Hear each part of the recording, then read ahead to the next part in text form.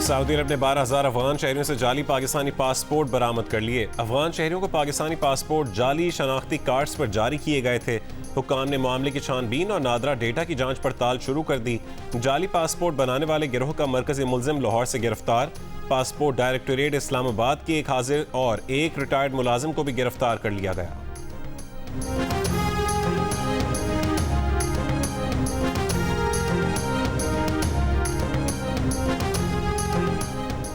नवाज शरीफ ने उम्रे की सादत हासिल कर ली। रोज़ा रसूल सल्लल्लाहु अलैहि वसल्लम पर हाजिरी देंगे। शहबाज शरीफ कहते हैं कि 12 अक्टूबर के रोज़ ही नवाज शरीफ की हुकूमत ख़त्म की गई थी। नवाज शरीफ फिर आया, फिर तरक्की लाया, सड़कों का जाल बिछाया, सरमायाकारी लाया। नवाज शरीफ फिर आ रहा है, तरक्की ला रहा है। मरीम नवाज ने कहा है कि मुश्किलात से निकालना ही नवाज शरीफ की रिवायत है। एटमी क़ुव्वत पाकिस्तान को मुआशी क़ुव्वत बनाएंगे, यही एजेंडा पूरे करने नवाज शरीफ आ रहे हैं। मेरा सवाल आपसे जी कि जो फैसला है, सब कह रहे हैं कि वो फैसला नवाज शरीफ के लिए अच्छा फैसला नहीं है। शहबाज शरीफ को ये फैसला क्यों इतना पसंद आ रहा है, ये जरा पता। ये तो आप ऐसे कह रहे हैं कि नून से शीन वाली बात है सर। इसका सबूत उनकी गवर्नमेंट में भी आ गया। तो मासूमाना सवाल पूछ रहा हूँ कि उनके भाई इतने खुश क्यों हैं इस फैसले पे। एक फैसले के ऊपर तहरीक इंसाफ भी खुश है और शहबाज शरीफ भी खुश है, बड़ी बात है ना। सब कह रहे हैं कि सुप्रीम कोर्ट का फैसला नवाज शरीफ के लिए अच्छा नहीं, फिर शहबाज शरीफ को ये फैसला क्यों पसंद आ रहा है। पीटीआई रहनुमा असद उमर का सवाल, कहा कि बड़ी बात है कि एक फैसले पर तहरीक इंसाफ भी खुश है और शहबाज शरीफ भी खुश हैं। एक सवाल पर बोले, उस्मान डार और सदाकत अब्बासी की तरह कोई काम करना होता तो कर चुके होते।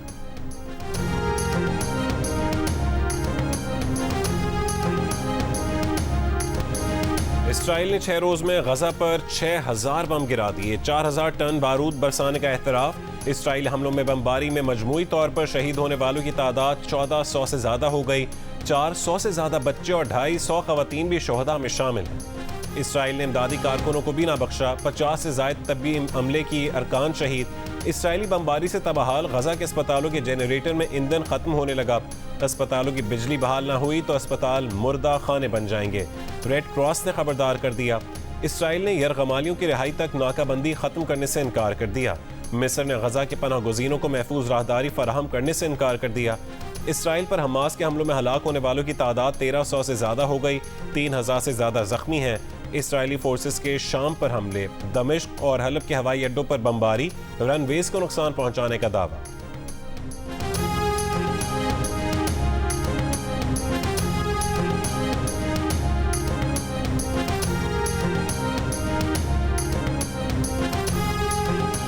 गजा में फलस्तीनियों पर इसराइली फौज के हमलों की रिपोर्टिंग करती तुर्क रिपोर्टर जज्बात पर काबू न रख सकी।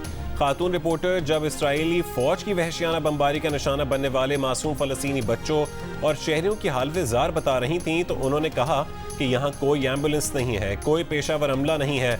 आम लोग अपनी मदद आप के तहत अपने जख्मियों को खुद प्राइवेट गाड़ियों में लेकर अस्पताल पहुंचा रहे हैं।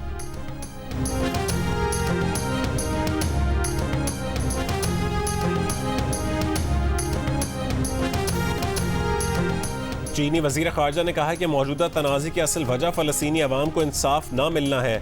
अमरीकी वजीर खारजा एंटनी ब्लिंकन ने कहा है कि इंसाफ, वक़ार और आज़ादी के साथ रहने की फ़लस्तीनियों की ख्वाहिशात जायज़ हैं, लेकिन हमास फ़लस्तीनियों की नुमाइंदा नहीं है। हमास ने दाइश की याद दिला दी।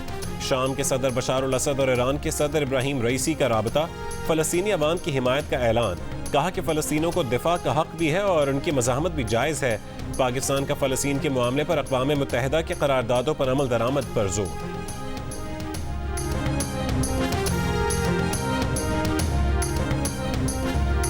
निगरान वज़ीर आज़म अनवारुल्ला काकड़ ने कहा है कि वह इंतख़ाबात के इनेकाद के हवाले से मुतमईन है। यकीन है कि इलेक्शन कमीशन जिस तारीख का ऐलान करेगा उसी तारीख को इंतख़ाबात हो जाएंगे। एक इंटरव्यू में कहा कि बलूचिस्तान में सिक्योरिटी और गवर्नेंस के चैलेंजेस का सामना है। गवर्नेंस पर बात करें तो महदूद वसाइल और उनकी बद इंतज़ामी के मसाइल हैं। जब इन दोनों पहलुओं पर तवज्जो होगी तो गवर्नेंस का मसला हल हो जाएगा।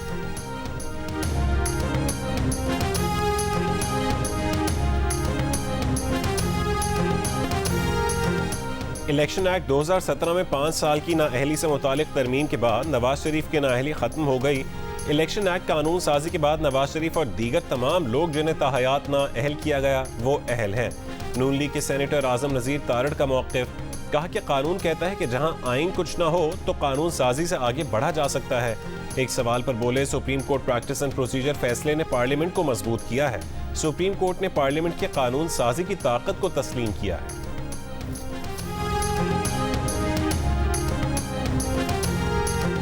हमारी इंतखाबात 90 दिन में करवाने की दरखास्त। जस्टिस उमर अता बंदयाल के दौर में समाअत के लिए शायद इसलिए मुकर्रर नहीं हुई थी कि पीडीएम की हुकूमत ने उन पर दबाव डाला था। प्रैक्टिस एंड प्रोसीजर कानून बहाल होने के बाद चीफ जस्टिस की जिम्मेदारी है कि वो सबसे पहले इस केस को समाअत के लिए मुकर्रर करें। तहरीक इंसाफ के तर्जुमान बैरिस्टर गौहर खान की जियो न्यूज़ के प्रोग्राम आज शाहजेब खानजादा के साथ में गुफ्तगू। कहा, कुछ सियासी जमातें इलेक्शन को जनवरी से भी आगे ले जाना चाहती हैं, लेकिन अगर सुप्रीम कोर्ट 90 दिन में इंतखाबात का कह देती है तो 7 नवंबर को ना सही, आज से 90 दिन के बाद तो इलेक्शन हो जाएंगे।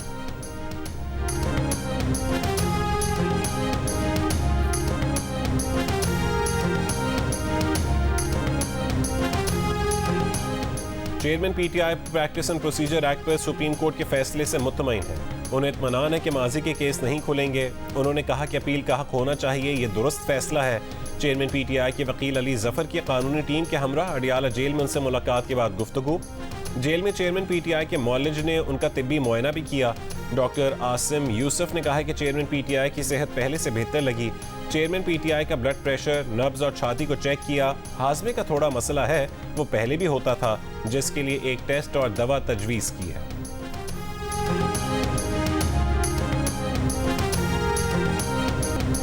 मरीम नवाज के बेटे जुनैद सफदर और अहलिया के दरमियान तलाक हो गई। जुनैद सफदर ने एक पैगाम में तलाक की तस्दीक करते हुए उसे निजी मामला करार दिया और मीडिया से प्राइवेसी के एहतराम की दरख्वास्त की है। कहा कि वो इस मामले पर मजीद बात नहीं करेंगे। साबिक अहलिया के लिए नेक ख्वाहिशात का भी इजहार। जुनैद सफदर की शादी 2 साल पहले नवाज शरीफ के करीबी साथी सैफुर रहमान की साहबजादी से हुई थी।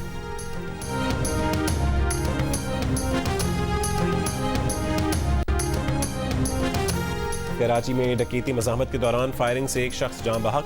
वाक़या बल्दिया इत्तेहाद टाउन में पेश आया। मुल्ज़िमान फरार हो गए। गुलशन इकबाल ब्लॉक 2 में फायरिंग से मां और 2 बेटे जख्मी, अस्पताल मुंतकिल।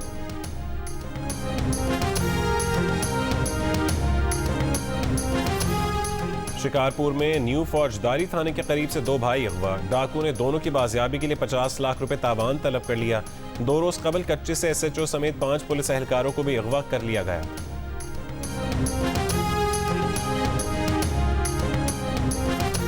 पाकिस्तान में शादी के बाद बरतानिया लाई गई लड़की से गैर इंसानी सलूक का इल्ज़ाम। हडर्सफील्ड के ब्रिटिश पाकिस्तानी खानदान को कानूनी कार्रवाई का सामना।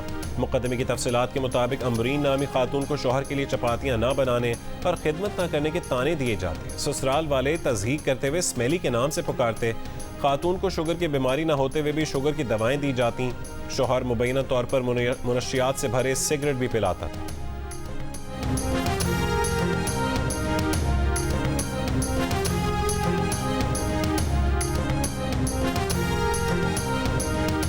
पेरिस में इस्राएली मजालिम के खिलाफ फ़लस्तीन की हिमायत में रैली। फ़लस्तीनी परचम और बैनर्स उठाए सैकड़ों लोगों का सड़कों पर मार्च। पुलिस ने मुजाहिरीन को मुंतशिर करने के लिए आंसू गैस की शेलिंग की। पानी की तोपों का भी इस्तेमाल। फ्रांस में नक्स अमन के तहत एहतजाजी रैलियों पर पाबंदी लगा दी गई है। नरहब बिकुम फी गुरफतुल हर्ब मिन जियो न्यूज़ पाकिस्तान। हैसा सनक़ूम बितहदीस अल-वज़अ अल-हाली फी गज़ा फ़लस्तीन और इसराइल की ताज़ा तरीन सूरत हाल से आगाह करूंगा। वॉर रूम से मैं मुबश्शिर हाशमी। इसराइली फौज की बर्बरियत, फ़लस्तीनी अवाम की जिद्दोजहद और मशरिक़ वस्ता की पल पल बदलती सूरत हाल और इस पर दुनिया का रद्द-ए-अमल। गज़ा में हर अहम अपडेट, तज्ज़ियों और तबसरों के लिए देखिए जियो न्यूज़ का वॉर रूम गज़ा। स्वीडन में पहली बार कुरान पाक की बेहुरमती करने वाले को मुजरिम करार दे दिया गया। स्वीडन की ज़िले अदालत ने 27 साला शख्स को नस्ली गिरोह के खिलाफ एहतजाज का मुजरिम ठहराया। मुजरिम ने सितंबर 2020 में कुरान पाक की बेहुरमती की थी।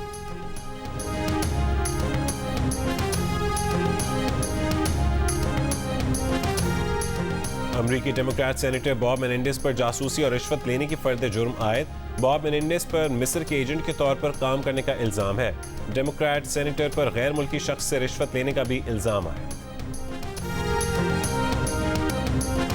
वर्ल्ड कप के 2 मैच 2 सेंचुरियां। वर्ल्ड कप में जनूबी अफ्रीका के ओपनर क्विंटन डिकॉक की श्रीलंका के बाद ऑस्ट्रेलिया के खिलाफ भी सेंचुरी।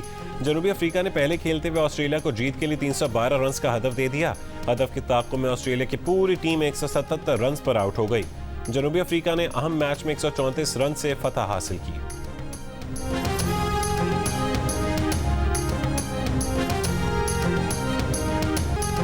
सबसे बड़ा मैच, सबसे बड़ा टाकरा, एक मैच मैदान में 2 स्क्रीन पर। शहजाद इकबाल और विक्रांत गुप्ता की मेजबानी में जियो न्यूज़ और आज तक आमने सामने। पाकिस्तान से मेहमान होंगे अब्दुल रज़ाक, मोहम्मद आमिर और इमाद वसीम।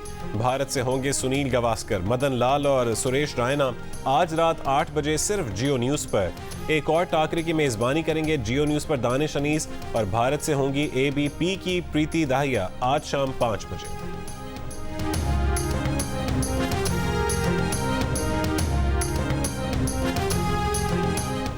हार न मना में हुए क्रिकेट वर्ल्ड कप पर दिलचस्प तज्जिए और तबसरे। क्रिकेटर इमाद वसीम का कहना था कि ऑस्ट्रेलिया से ये उम्मीद नहीं थी कि उन्होंने बहुत कैच छोड़े।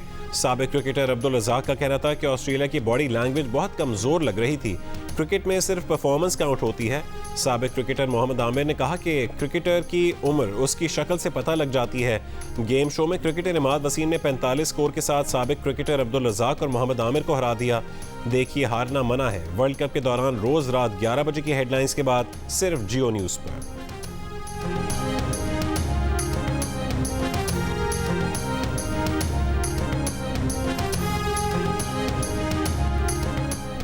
बलूचिस्तान के शहर कल्लात में हिंदू बिरादरी का 3 रोज़ा सालाना त्यौहार। मुख्तलिफ ममालिक से हिंदू यात्रियों की शिरकत। त्यौहार कल्लात के 1500 साल कदीमी काली माता मंदिर में रिवायती जोश और जज्बे से मनाया जा रहा है। 7 स्काई एंटरटेनमेंट के नाजरीन के लिए एक और अछूते मौजू पर दिलचस्प कहानी। नाजरीन के पसंदीदा चैनल जियो टीवी से शुरू होने जा रहा है एक नया सिलसिला। देखिए ड्रामा सीरियल बेलगाम 13 अक्टूबर से रोजाना रात 9 बजे सिर्फ जियो पर। शहंशाह कव्वाल, अजीम मौसीकार, अजीम गुलकार उस्ताद नुसरत फ़तेह अली खान, जो गाया दिल में उतर गया। नुसरत फ़तेह अली खान के चाहने वाले आज उनका यौम पैदाइश मना रहे हैं। आवाज के राजकुमार, अदाकारों से भी बड़े सुपरस्टार किशोर कुमार को दुनिया से गुजरे 36 बरस हो गए। सुपरहिट गीत नहीं भूले परस्तार, दिलों पर राज करने वाली आवाज आज भी सदाबहार।